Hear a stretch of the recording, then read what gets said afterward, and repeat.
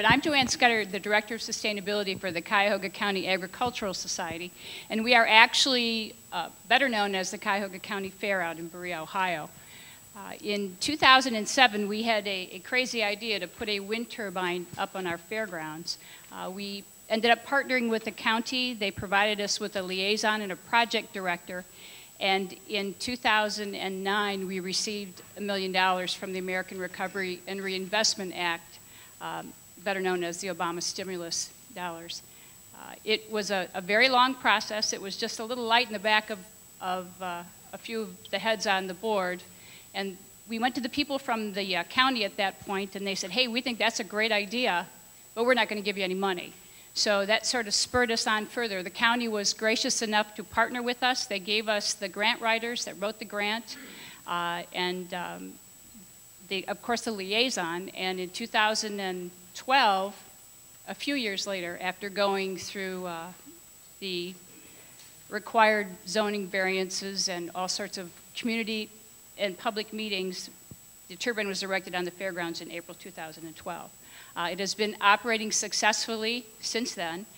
The fairgrounds has realized about $67,000 in electricity savings. Those dollars are escrowed into a fund for turbine maintenance. In addition to the turbine, the county graciously funded a 2,000 square foot energy education center, which is located very close to the turbine. Not very close, but inside that Energy Education Center, we have interactive displays. We have a motorized nacelle from a 65 kW Micon so that visitors and educational groups and community organizations who want to meet there or come for a tour can see what the actual machinery is up on top of that tower. Part of our mission of the Cuyahoga County Agricultural Society is education. And it's to demonstrate, to exhibit, and to talk about the past, present, and future technologies. And of course, we're all aware of the fact that there are agricultural lands, farmlands that have turbines on them. And for the sake of many of those family farms, it's the lease fees that they receive from the power companies that really have helped keep those farms as family farms and help them survive. So for us to have a wind turbine on the fairgrounds is not only made economic sense, but it gave us an opportunity to reach out to the community and the public far beyond the borders of the county, bring them into renewable energy, and teach them a little bit about wind turbines, get them up close and personal to a wind turbine, and to help educate them in terms of what they're capable of doing and dispel maybe some of the myths that are out there. So we have partnered with Baldwin Wallace University, and we have a very strong partnership with Polaris Career Center and work very closely with the students there in their electronics and advanced energy program. We've probably had over 5,000 people through the exhibit center. It is open mainly during the fair, which is in August, but we do open it for other large events if they so desire to have it open during the event, such as the Irish American Festival and the Oktoberfest. We welcome all sorts of groups to meet there. We offer the facility free of charge. We are wireless and have a classroom, and the building itself has many energy efficient attributes. So we are truly blessed to have the county as our partner to help us write the grant. They funded the education center, and it has done tremendous things for the fairgrounds and hopefully has brought some individuals who maybe were on the fence about wind turbines and what they're capable of doing. It's been a great thing for us. And so I think I'm going to quit here because I don't want to go too long, Tom. Thank you very much, Joanne. You're up.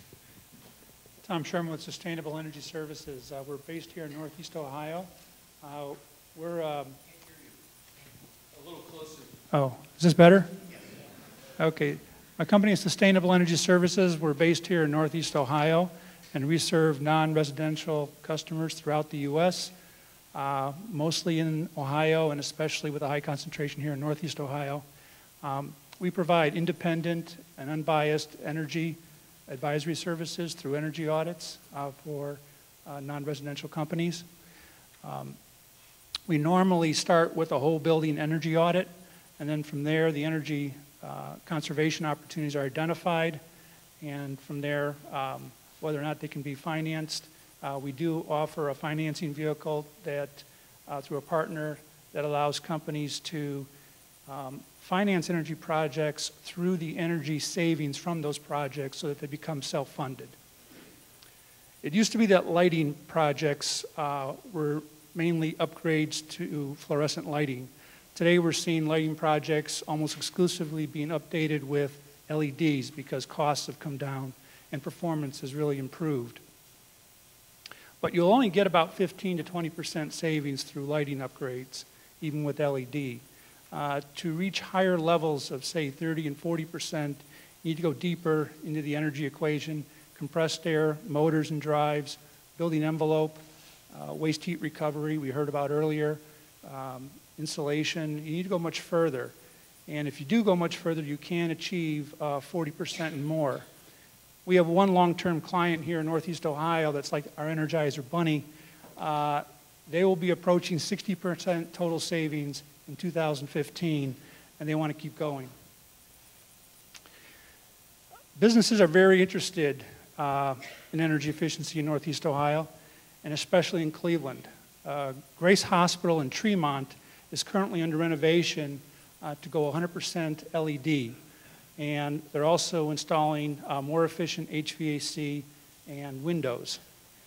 G&S Metals on East 79th has achieved close to 40% total savings through upgrades to lighting, waste heat recovery, plant heating, compressed air, and HVAC controls. And they have more projects planned in 2015.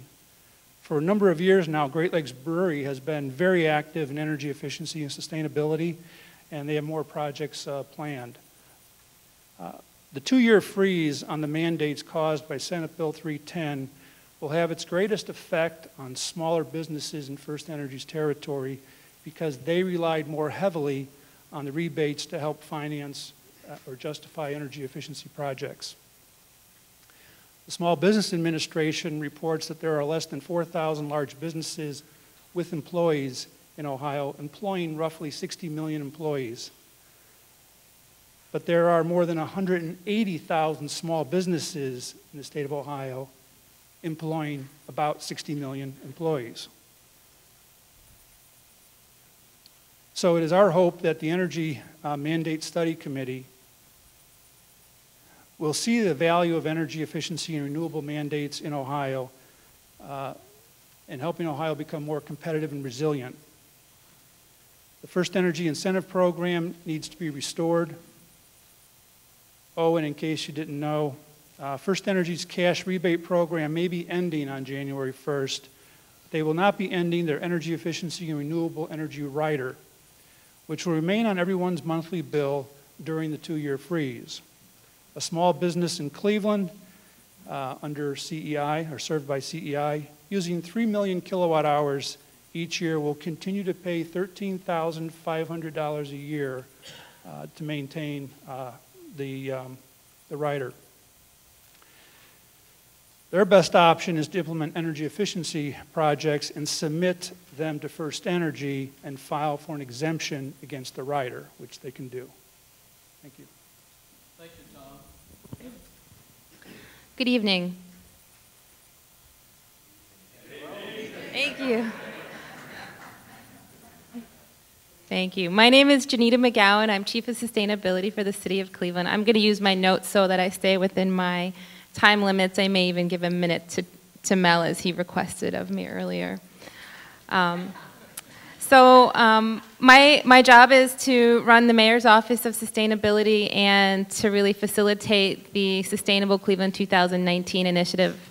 Who's heard of Sustainable Cleveland 2019? Who's been to a sustainability summit here? All right, so you kind of know what I'm talking about. We've got a lot of goals, but primary among them is to save the city and citizens money, to use sustainability as a tool for economic development, and to increase health and wellness of our community. And all of those things can be moved forward through energy efficiency and renewable energy. As I said, Sustainable Cleveland is a 10-year initiative that's about everybody working together to design and develop a more sustainable economy for Cleveland and the Cleveland region. And leveraging the jobs that come with energy efficiency and renewable energy is one of the primary goals of our two plans that we use, our climate action plan and our municipal action plan. And both of those are really underpinned by energy efficiency and renewable energy goals. And you know, the mayor always talks about positioning Cleveland for the future, and when he talks about that in relationship to sustainability, he's talking about transitioning our economy to one where renewable energy and energy efficiency are at the forefront, and that we are ready for that future. So I'm just going to talk about some of our recent progress and some of our new initiatives that we have on deck. Some of these are municipal operations related, and some of these really touch the community in a broader sense. And I think we've really struggled and worked hard to figure out how to keep momentum going and progress going relative to the state and federal policies we do have or don't have, however you look at it. And you know, just get creative and see how we can continue to move the needle in Cleveland. So in 2013, we, for the first time, used municipal aggregation to aggregate 100% renewable energy for residents and small businesses in Cleveland. So, you know, there's about 60,000 residents and small businesses involved. And that aggregation helps support Ohio wind projects like the Van Wert turbines. Those renewable energy credits are actually going toward our municipal aggregation. We did a 2-year Cleveland Energy Saver pilot where we did energy audits and retrofits with enhanced rebates and low interest rate loans for residents. We had about a 50% conversion rate from audit to retrofit, and an average verified savings of 37% on folks' utility bills. Right now that program is on pause. We know the rebates will be less. We're working right now to figure out how to restart that again next year in a new form. And we think that program, as a turnkey kind of concierge approach, really yielded great results for our residents who do need to be saving energy and saving money. Cleveland Public Power is still on track to be 25% renewable by the year 2025. They've voluntarily adopted the renewable energy portfolio standard. And so they're on track to be 15% by the year 2015, so next year. The city is still supportive of the LEEDCO offshore wind turbine project, which you'll hear about more later. But we really believe that we have the potential here in Northeast Ohio to be a hub for wind turbine manufacturing and services for the entire United States. Some of our municipal policies, municipal green building policy. So in 2013, we have a policy for green building and major renovations, and a fix-it-first policy that requires a LEED Silver and certain specifications around energy efficiency. So we've got 3 buildings being constructed right now, city buildings that are being built to LEED Silver standards. The green building tax abatement, which actually started under Andrew Watterson's leadership when he was chief of sustainability at the city, has really created thousands of residential units built to enterprise green standards in the city of Cleveland. So affordable housing that is very comfortable and efficient to live in. Some of our newer initiatives, how am I doing on time? You have 25 seconds left. All right. Three things we're super excited about. Solarize Cleveland, which is a geostellar program. They've chosen Cleveland to offer a turnkey solar assessment, financing, installation for residents and small businesses at below national average prices. SolarizeCleveland.com. We're part of the Better Buildings Challenge in the Cleveland 2030 District. The 2030 District has aggressive goals toward energy reduction use in the downtown area. We've got 27 property owners of more than 120 buildings and 24 million square feet signed up with aggressive energy reduction goals in the city of Cleveland. As part of the Better Buildings Challenge, the city of Cleveland is investing about $1.6 million in energy efficiency this year in our own buildings and doing level 2 energy audits in 4 of our highest energy use buildings, and we're excited. And in closing, you know, we know that substantial job growth can result in continuing investments in energy efficiency and renewable energy. And you can expect to see continued support of that coming out of the city government in the foreseeable future. Thank you, Janetta. Well done. A lot of projects. Mel. She took 42 seconds of my time. That's okay. Hi, everyone. I'm Mel Kurtz with Quasar Energy Group. How many of you have been in Cleveland for the last 24 hours? We want to thank you because it's likely that you've all become customers of Quasar Energy Group. We process sewage, sludge, fat, soils, and grease, organic residuals. It could be industrial byproducts, plant and animal byproducts, organics, and we do it biologically. We have a facility that's a partnership with Forest City out at 140th and Aspinwall, and we have another one on the west side at North Ridgeville. We have one in Barberton. Okay, there's 13 in Ohio. I guess the difference between what we do in the landfill is that we get paid to take the feedstock to make the energy.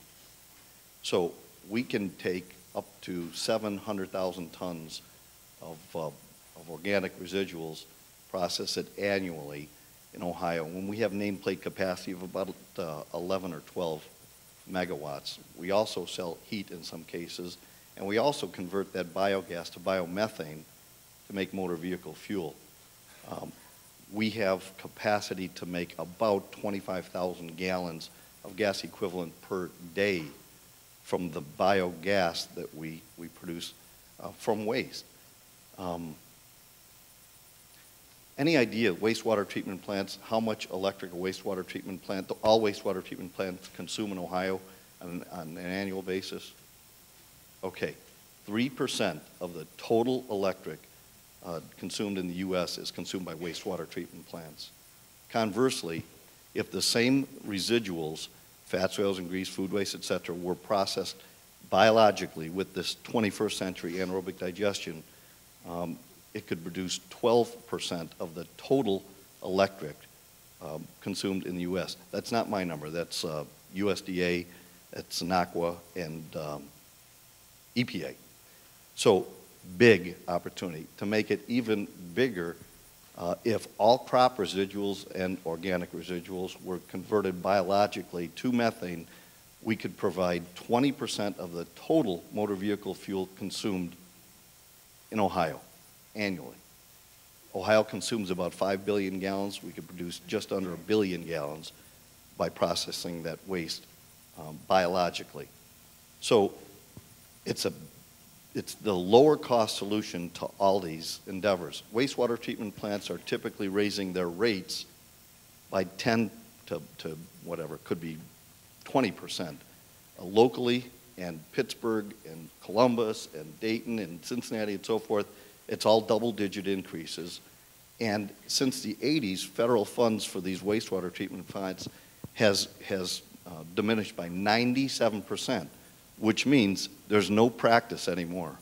Everybody has to get in the real game, which is productivity. Efficiency is the necessary mandate, or these agencies are going to become jobs prevention plans in several significant cities throughout Ohio and the country.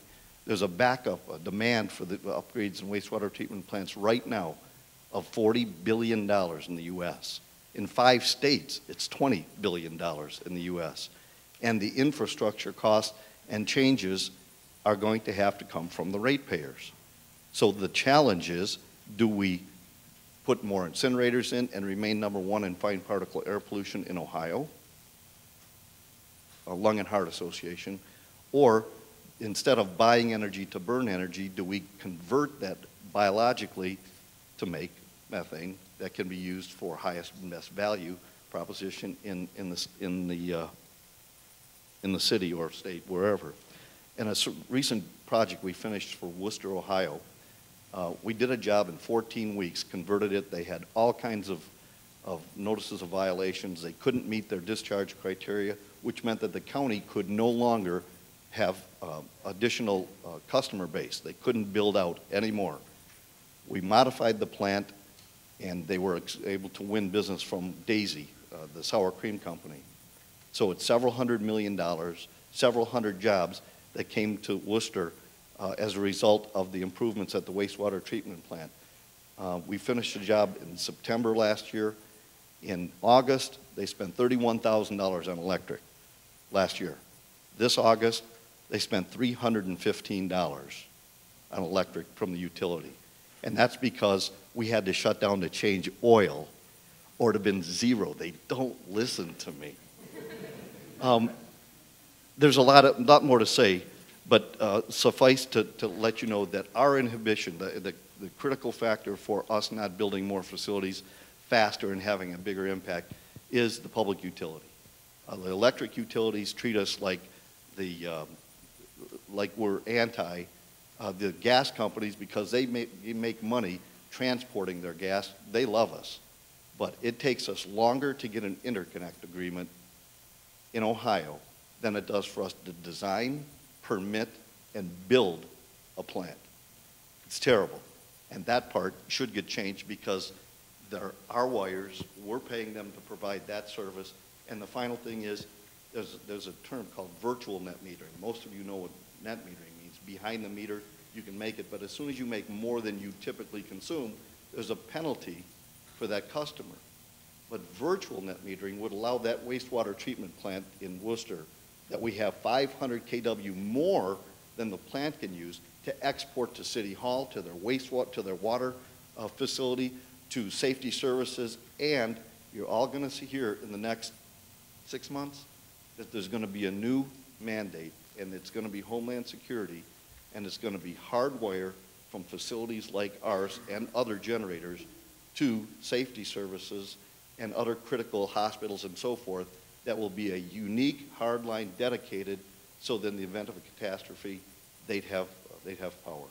Thank you very much for asking and inviting us to participate. Welcome. Yeah, welcome to the show. You're done. Okay, sorry. Thank you. To my fellow panelists, I'm sorry that I walked in late. We're just doing our introductory kind of comments, right? Okay, so I'm not sure if I was introduced, but I'm the Sustainability Manager for University Hospitals Health System and a pediatrician at Rainbow Babies and Children's Hospital. And I really want to change tacks a little bit and talk about energy as a public health issue, and specifically as a pediatric public health issue, since I'm a pediatrician. And so just a few statistics and facts about energy and health. One is that the density of morbidity and mortality that's related to power plant pollution, specifically cardiorespiratory disease, those statistics are really concentrated right here in Ohio and in Western Pennsylvania, which probably surprises no one. So this is really an important regional public health issue for us. And just like many environmental health burdens, that burden is borne disproportionately by vulnerable populations, as many of you know. And those include socioeconomically disadvantaged communities who tend to host power plants and other undesirable neighbors, communities of color, and a population that concerns me in particular, which is children. So I'll just give you one particular health consequence as an example for children. Pediatric asthma is an incredibly common problem, affects about 9% of children in the United States, is the third leading cause of hospitalizations in children in the United States, but it's a much bigger problem actually here in Ohio than it is in the rest of the country, especially in African American children and in children living at or below the poverty line. In those populations, among African American children and poor children, nearly 1 in 5 children in this region have asthma. It's an incredibly common cause of seeking medical care and hospitalization. So, you know, that's just one example of how children are really bearing a disproportionate amount of the health burden related to some of the externalities of our energy use. And I would say that an important perspective for us is that this is something that healthcare can be part of the problem and the solution when it comes to this particular public health issue. And our health systems around the country, particularly in this region, are starting to acknowledge this as an important public health issue, as well as an issue that is important to our own sustainability and vitality in serving our communities. So when it comes to healthcare and energy, we're the second most energy intensive sector in the United States.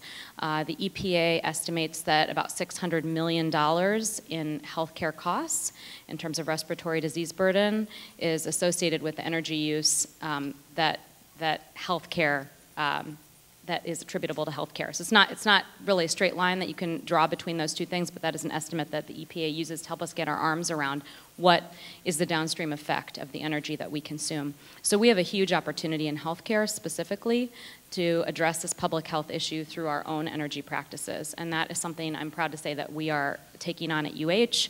Many other hospitals are doing the same thing.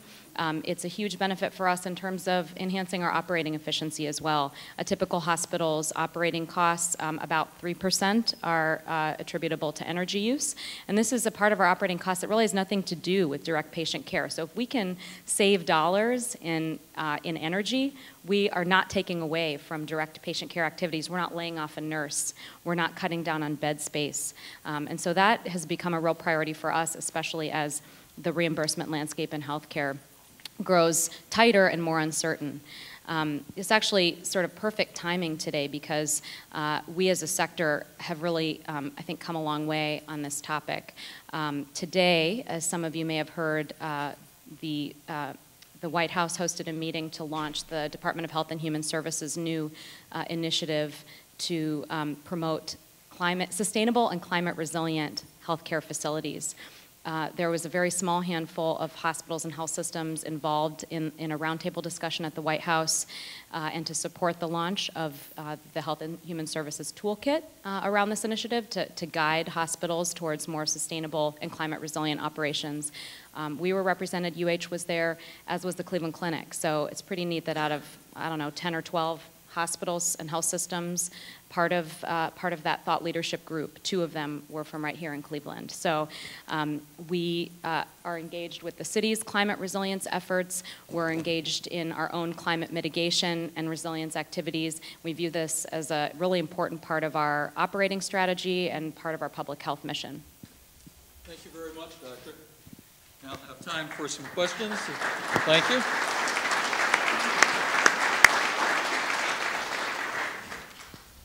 By way of wonderful happenstance, I noticed in the Generation Foundation's newsletter, they featured the solar array that Medical Center Company, which supplies UH, has brought online and are moving totally from fossil within, I forget the number of years, to renewable sources of energy to sustain that enterprise.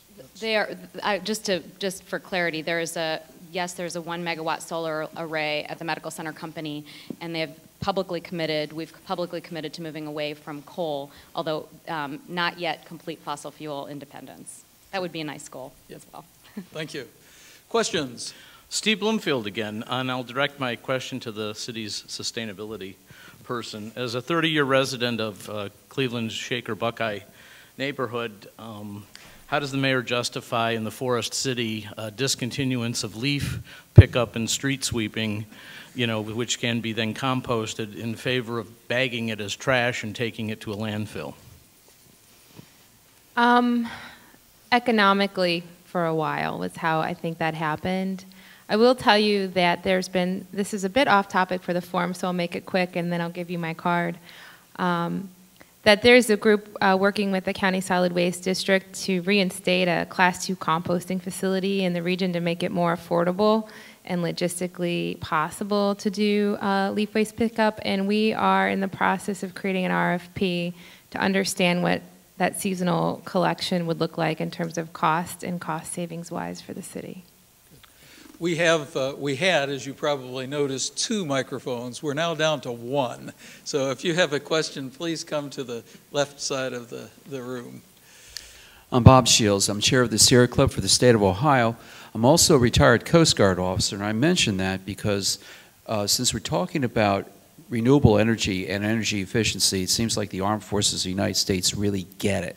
And I hear that coming also from the city of Cleveland with some of the examples you provided, from the businesses, from the hospitals. Even my own town of Bay Village uses geothermal in a couple of our public facilities. Homeowners and businesses get it around the state too. So here's the question. If with this continued growth that's going on in spite of SB 310, how can we get the State House to finally get it and turn the state back to a path where we have long-term energy sustainability, and I think this would also be great for the economy of Ohio. Thanks. Seems to be a theme running through a number of questions here this evening. Who wants to take that one on? Shirley. Yeah, I think we all wish we knew the answer to that. Well, innovation always precedes legislation and regulation, always. And just like at the hospital, some salesman has to come and convince them that it's a better method, it's a better tool, it's a better solution. And maybe we haven't done a good enough job of doing that. That's not a condemnation, but sometimes like the checkout line when your son or daughter are saying, can I have this? And they tug on your, and you say, no, put it back. They give you 4 or 5 more chances to get the right answer. And that's, I don't know how else to say it. The legislation didn't adversely affect our company like it did some of our colleagues in the energy sector.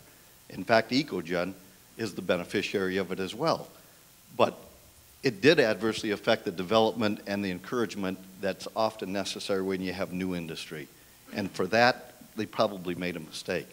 How do they get it right? Keep tugging on the shirt. That's all I can say.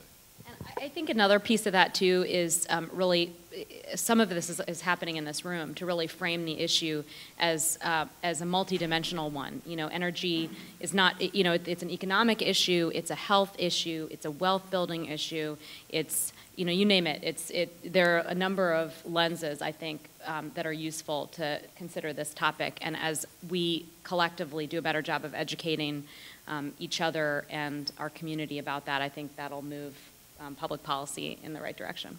That's a great comment, and I think you can see that from the expanse, the scope of the panelists that we've had so far, that we are touching on all these multiple dimensions of this problem. Yes? My name is Ken Messenger Rapport, and I'm Vice President of the Friends of Euclid Creek. This question's for Mel. We work very closely with the sewer district, so I was wondering where you get your waste stream from, and if there's going to be any waste coming from the billion-dollar interceptors that they're going to be building in the next 20 years. Yeah, as you know, the Northeast Ohio Regional constructed incinerators in the last couple of years to manage the solids for the next few decades. When they have an issue with the incinerators, we are the prime subcontractor to convert that biologically to make motor vehicle fuel, et cetera. I don't know how else to answer the question. These interceptors are, they collect the water from the combined sewer overflows. Yeah, so, ours, the material that we get, all has already gone through a wastewater treatment plant. Okay. They've screened it and so forth, so it's always after the settling and the dewatering, if they do it. Sometimes we do the dewatering. We have $150 million invested in Ohio facilities right now. And every time we do one of these facilities, it costs less than the alternative. And that's why it's so much fun to be in this business. We get paid to take the energy that we then get paid to sell. Okay. It's a good model. Okay, so this is basically sludge that you're taking the sludge. Yeah, well, they call it biosolids because it's got processing attached to it, but yes. Okay, all right, thanks. I think we have time for one more question. Ma'am? Hi, my name is Pat Brown. I'm a small business owner and an educator. My primary focus is education, employment, and the environment. We currently have a wind turbine supply chain patent product. I'm a climate change organizer with Organizing for Action. In addition, we have green training copyright curriculum. Now, my question is, how can we start a clean energy focus group for the inner city community? Maybe bringing some speakers out to some of the schools to talk to the children, in addition to getting this type of curriculum or into our educational system. so we can bring more awareness to our children, because you know, that's who it's going to impact the greatest. Here's a short version. First, we created a curriculum in concert with Ohio State. There is a 2-year curriculum course from Greenfield to operations for anaerobic digestion. We've also collaborated with Ginn Academy, and we've got several of their students that are in a wastewater treatment plant operator training program, and they intern at the facility that's located on off 104th, whatever the street is, Collinwood, but it's Aspenwald. And so that's one way, and these guys, they get it. Okay. That's awesome. Thank you. Janetta, would you like to comment? Thank you for that. Yeah, I will tell you how we are working with Cleveland Metropolitan School District in a very specific way. So every school, every year, does a Rock Your World with STEAM project, which is science, tech, engineering, arts, and math. So they do an integrated curriculum project. And those projects are aligned with the themed years for the Sustainable Cleveland Initiative. So every year has a theme. This year it's waste. Each school, each grade in each school does a project, it's juried, and then right here at the Great Lakes Science Center, they have a showcase and contest every year. So next year they'll be focusing on clean water. So that is one way. It's not integrated into, say, the Common Core curriculum or regular classroom curriculum, but it's a special project that each school does each year, and before the start of the school year, we advise their curriculum developers on that topic. So that is one thing that's happening that we think is promising. I don't know that it's to the depth and the breadth of the curriculum that you're talking about developing. Well, thank Tom or you Joanne, as would well. you like to comment? In terms of the Sustainability Center at the Fairgrounds, we offer tours free of charge to schools. We've worked with the Parma School STEM Academy. They've spent the day with us. That's certainly an opportunity. In terms of Common Core, what we try to do when students come to visit our facility is we try to connect those science standards with actually what they're seeing in terms of the wind turbine. What it does, how it produces electricity. That's been pretty successful according to some of the teachers who have brought students to us. If you're looking for some curriculum online, there is a specific wind curriculum that's available through 4-H online. You can purchase that, and they have some other lessons in terms of sustainability that are quite good as well. But I certainly would offer to you or any group, it doesn't have to be necessarily a school, to come and call us for a tour. It's free. We do them all the time. We also have a solar tracker that powers a fountain from a cistern that was discovered when we excavated the building. So there's a lot of different attributes there to the center, but we would love to host you and have you anytime. Just give us a call, and I think there's some, they do a commercial now, there's some brochures out on the front. But yeah, it's there. You have to look for it, but we certainly welcome tours and welcome anybody that would like to learn more about wind energy. Let's thank our panel on building sustainable regions. Thank you.